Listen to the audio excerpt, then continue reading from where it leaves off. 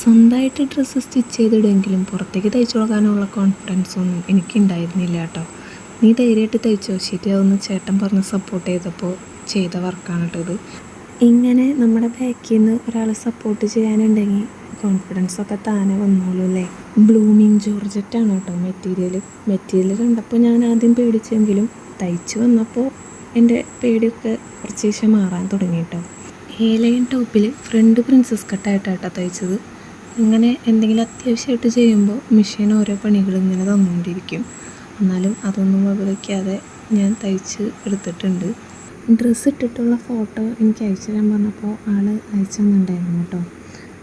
അത് കഴിഞ്ഞ് 2 ആഴ്ചയ്ക്ക് ശേഷം എൻ്റെ കൂട്ടുകാരി എന്നെ വിളിച്ചിട്ട് 2 സ്റ്റോപ്പ് സ്റ്റിച്ച് ചെയ്ത് കൊടുക്കുമെന്ന് ചോദിച്ചു. ആദ്യത്തേത് ഈ വൈറ്റാണ് കേട്ടോ.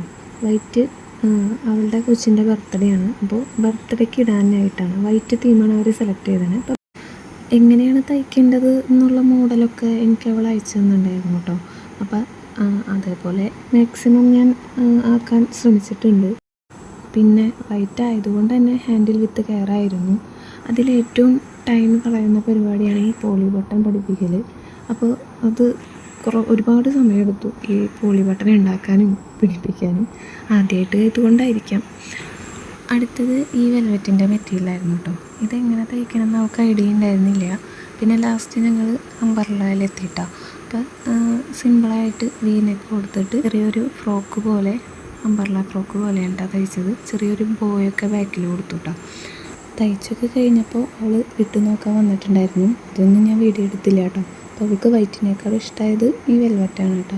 അപ്പോൾ ഈ 2 വർക്ക് കഴിഞ്ഞതോടുകൂടി എൻ്റെ കോൺഫിഡൻസ് ലെവലൊക്കെ കൂടിയിട്ടുണ്ട്. അപ്പോൾ അടുത്ത വീഡിയോയുമായിട്ട് വീണ്ടും കാണാം.